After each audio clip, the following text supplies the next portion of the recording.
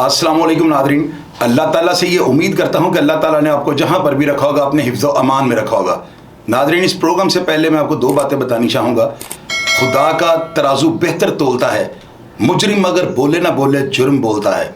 और दूसरी बात आपको मैं ये बतानी चाहता हूँ कि आज से 100 साल के बाद इस जगह पर कोई ऐसा फ़र्द नहीं बैठा होगा जो मुझे या आपको जानता हो।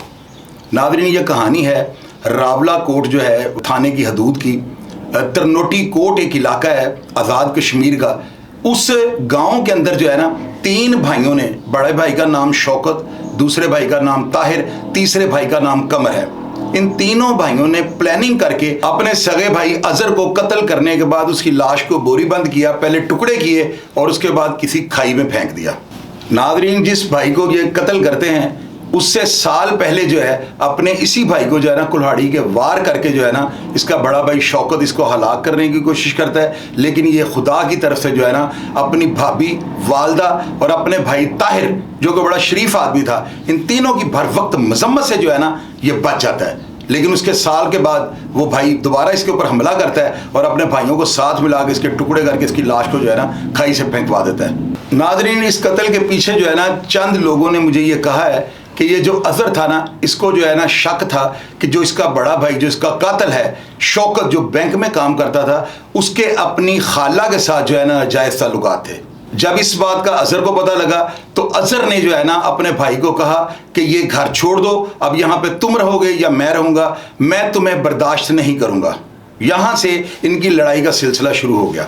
नादरीन, इनका जो बड़ा भाई शौकत था ना, उसको इनका वालिद अपनी ज़िंदगी में ही जो है ना एक मकान का ऊपर वाला पोर्शन कमर और इसको जो है ना शौकत को दे देता है। और इनका जो छोटा भाई अजहर है जिसको इन्होंने कत्ल किया है, वो उसी पोर्शन में नीचे रहना शुरू कर देता है। जबकि इनका तीसरा भाई जो ताहिर था उसको नीचे खाई के अंदर थोड़ी नीचे जाके जो है ना उसको कोई ढाबा सा बना हुआ था, इसके वालिद ने रिहाइश के लिए उसको जो है ना वो जगह दे रखी थी।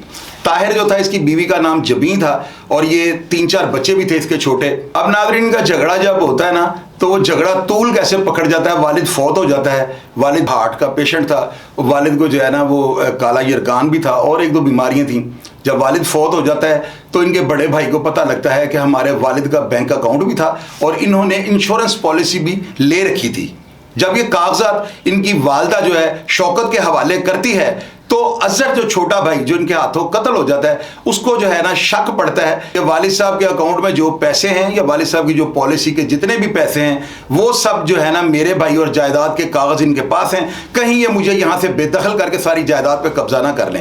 ये तनाज़ा तूल पकड़ गया। अजहर की एक बहन थी उज़मा, जिसके साथ अजहर के बहुत ज़्यादा अच्छे ताल्लुकात थे। वो ऑफिसर्स कॉलोनी के अंदर रिहाइश पजीर थी और अपने भाई अजहर के साथ बहुत ज़्यादा मोहब्बत करती थी। इनका जो भाई शौकत था ना, वो बैंक के अंदर जॉब करता था गालिबन इस्लामाबाद में, और उसने जो है ना अपनी बहन उज़मा की नंद के साथ और एक औरत को जो है ना थंब के इलाका से भगा कर जो है ना उसके साथ निकाह किया हुआ था। और ये 2 औरतें इसके निकाह में थीं।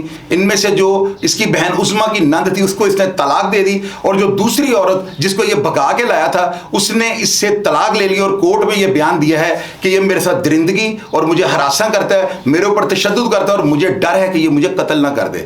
ये जुनूनी इंसान है। इस गांव के लोगों ने मुझे बताया कि ये जो शौकत है ना, ये अपने वालिद के ऊपर फायरिंग कर चुका है और एक दफ़ा इसने वालिद के ऊपर सीधा फायर किया, जो खुशकिस्मती से इसके वालिद साहब बच गए। इसके अलावा जो शौकत मुलज़म था ना, ये उनका बड़ा भाई है, वो अपनी वालदा के ऊपर भी जो है ना डंडों के साथ तशद्दुद किया करता था।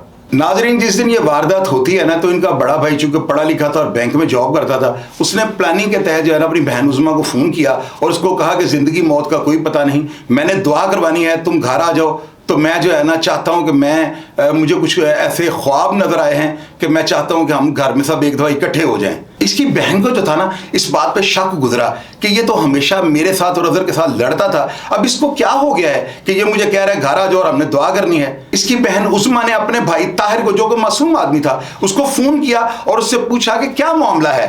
तो इसके भाई ने इसको बताया कि मुझे लग रहा है कि ये दोबारा अजहर को जो है इसके ऊपर हमला करेंगे और इसको अब हलाक कर देंगे। फिर नादरीन ऐसे ही हुआ। उस शौकत ने जो है ना अपनी वालदा और अपनी भाभी जो कि उसके छोटे भाई ताहिर की बीवी थी, उनकी मौजूदगी में जो है ना अजहर को पकड़ लिया। अजहर के ऊपर जो है ना तेज धार टोके के साथ वार किए और गर्दन को जो है ना उसके जिस्म से अलग कर दिया। اس کے بعد ان تینوں بھائیوں نے جو ہے نا مدعے کو ختم کرنے کے لیے اس بھائی کے ٹکڑے کیے، اس کو بوری میں ڈالا اور اس بوری کو کھائی کے اندر پھینک دیا۔ اب ناظرین اس واقعہ کے بعد جو ہے نا اس عظمیٰ نامی خاتون جو کہ اس کی مقتول کی بہن تھی، ان کا ایک قریبی عزیز تھا، اس کا نام یاسر تھا، وہ مدثر کا بھائی تھا، اس نے عظمیٰ کو کال کر کے کہا کہ آپ کا بھائی جو ہے وہ کہاں پر ہے؟ یہاں پر گاؤں کے اندر جو ہے نا کھائی کے اندر سے کسی شخص کی ٹانگ ملی ہے، تو مجھے پتا لگا کہ آپ کا بھائی جو ہے 2-3 دن سے گھر پہ نہیں ہے، تو کیا معاملہ ہے؟ اس کی بہن پریشان ہو جاتی ہے اور وہ اپنے بھائی طاہر کو فون کر کے یہ پوچھتی ہے کہ بھائی کہاں پر ہے؟ خیر اس کی بہن جو تھی اس کے دل میں وسوسے آنے شروع ہو گئے اور وہ CMH ہاسپٹل جاتی ہے، اور وہاں پر جب جا کر ہاسپٹل میں وہ اس لاش کے کٹے ہوئے ٹکڑوں میں سے ٹانگ کو دیکھتی ہے تو اسے یاد آ جاتا ہے کہ اس کے بھائی کی ٹانگ پر جو ہے نا شوگر کی وجہ سے ایک زخم تھا۔ جو ہی وہ عورت اس پیر کو دیکھتی ہے اور زخم کا نشان دیکھتی ہے تو لوگ بتاتے ہیں وہ دھاڑے مار مار کر جو ہے وہ وہاں پر رونا شروع کر دیتی ہے۔ لوگ بتاتے ہیں کہ جب یہ قتل ہو جاتا ہے نا اور لاش برآمد ہو جاتی ہے تو پولیس والے ان کے دونوں بھائیوں کو، طاہر کو اور وہ جو قمر تھا، ان کو گرفتار کر لیتے ہیں۔ وہ جو تیسرا ان کا بڑا بھائی ماسٹر مائنڈ شوکت تھا وہ اس وقت قابو نہیں آتا، اور پولیس والے اس کی بھابھی جو طاہر کی بیوی تھی اس کو گرفتار کر کے تفتیش کا سلسلہ شروع کر دیتے ہیں۔ یہ FIR جو تھی تھانہ سٹی راولا کوٹ آزاد کشمیر میں درج ہوتی ہے، اور اس FIR کے درج ہونے کے بعد اس کی والدہ کی مدعیت میں چونکہ یہ FIR درج ہوتی ہے، پولیس افسران اس کی والدہ کا بیان جب قلم بند کرتے ہیں تو اس بیان میں پہلے جو اس کی والدہ سے اس کے بھائی شوکت نے لکھوا کر رکھا ہوتا ہے، اس بیان میں اس کی والدہ سے یہ لکھوایا جاتا ہے کہ میرا بیٹا مجھے بے ہوشی کی دوائی دینے کے بعد میرے ساتھ بدکاری کرتا تھا۔ جب یہ لیٹر پولیس افسران کے ہتھے آیا تو تفتیش کا رخ جو ہے وہ بدل جاتا ہے۔ جب اس کی بہن عظمیٰ سے رابطہ کیا گیا تو اس کی بہن نے بتایا کہ میری والدہ جو ہے ذہنی مریضہ ہیں، میری والدہ اب نارمل ہیں، اور میرا بھائی شوکت چونکہ آئے دن والدہ پر تشدد کرتا تھا، میری والدہ اس سے بہت زیادہ ڈرتی ہیں، اور میری والدہ کو پتہ ہے کہ اگر وہ شوکت کے خلاف بولیں گی تو شوکت ان کو مار دے گا۔ اور دوسری وجہ یہ تھی کہ طاہر کو اقبال جرم اس لیے کروایا گیا کہ شوکت کے کوئی بچے تھے نہیں، قمر شادی شدہ نہیں تھا، اور اس کو یہ پتا تھا شوکت کو کہ والدہ جب اس کے بچوں کو دیکھے گی وہ روئیں گے تو ڈیفینیٹلی اس کی والدہ جو ہے اس کے بیان دے کر اس کو بری کروا لیں گی اور مدعا ختم ہو جائے گا۔ طاہر جس سے یہ اقبال جرم کروایا گیا، جب اس کے ٹکڑے کر دیے گئے تو یہ بوری طاہر اور قمر کو کہہ کر جو ہے نا کھائی کے اندر پھینکوائی گئی۔ اس کا جرم یہ تھا۔ اس گاؤں کے لوگوں نے مجھے بتایا کہ جب پہلا حملہ اظہر پر کیا گیا جس میں وہ بچ گیا، اس رات وہ جو آلہ قتل تھا اس شوکت نے اپنی والدہ کے سرہانے کے نیچے رکھا ہوا تھا۔ یہ ساری باتیں وہاں کے لوگ بتاتے ہیں۔ ناظرین یہاں پر ایک بڑی قابل غور بات آپ کو بتاتا ہوں، جو ان کا بڑا بھائی ماسٹر مائنڈ شوکت تھا نا، اس نے اپنی والدہ کو اتنا ہاتھوں پہ کیا ہوا تھا کہ اس کی والدہ نے والد کی وفات کے بعد تمام تر کاغذات جو ہیں شوکت کو دے دیے، اور اپنے بچوں کو یہ کہا ہے کہ تمہارے چچا زاہد اور اجاز جو ہی تمہارے والد کا 40واں ختم ہوگا بیٹھ کر فیصلہ کروا دیں گے، جس کا جو بنے گا میں اس کو دے دوں گی۔ لوگ بتاتے ہیں کہ جس دن اظہر کا والد فوت ہوتا ہے، اظہر لاہور میں ڈیوٹی کر رہا تھا اور اس کے دوستوں نے اس کو کوئی نشہ ور چیز پلا دی جس کی وجہ سے اسے 2 دن ہوش نہ آیا۔ جب یہ ہوش میں آتا ہے تو اس کے دوست اس کو بتاتے ہیں کہ تمہارا والد فوت ہو گیا ہے۔ یہ وہاں جب گاؤں میں جاتا ہے تو لوگ بتاتے ہیں کہ یہ شدت غم میں جو ہے دیواروں کو سر مار کے روتا تھا کہ میرے ساتھ نشے نے کیا کروا دیا۔ وہاں پر جو پولیس نے اس کی ہاسپٹل سے رپورٹ تیار کروائی، اس رپورٹ کی کاپی اس کے بڑے بھائی شوکت کے پاس تھی، جس نے وہ کاپی جب اظہر قتل ہو گیا تو گاؤں کے لوگوں کو دکھائی اور بتایا کہ یہ بہت بڑا نشئی تھا۔ اس گاؤں کے لوگ یہ بتاتے ہیں کہ یہ اظہر جو قتل ہوتا ہے اس کے پاس 24 گھنٹے اپنی حفاظت کے لیے 30 بور کا پسٹل موجود ہوتا تھا۔ ناظرین آپ یہ دیکھیں، اس سٹوری کو سننے کے بعد اور اصل حقائق کو جاننے کے بعد انسان کا دل جو ہے نا دہل جاتا ہے۔ ناظرین یہ زمین کے ٹکڑے کی کوئی ویلیو نہیں، یہ وہی بھائی ہوتے ہیں جب بچپن میں کوئی ان کو مارتا ہے تو ہم ان کے اوپر لیٹ جاتے ہیں اور لوگوں کو یہ کہتے ہیں کہ میرے بھائی کو جو ہاتھ لگائے گا میں اس کو ٹکڑے کر دوں گا، لیکن یہ جائیداد اور زمین کے نشے میں انسان اسی بھائی کے ٹکڑے کرنے پہ مجبور ہو جاتا ہے۔ یہ دنیا کی ریت ہے۔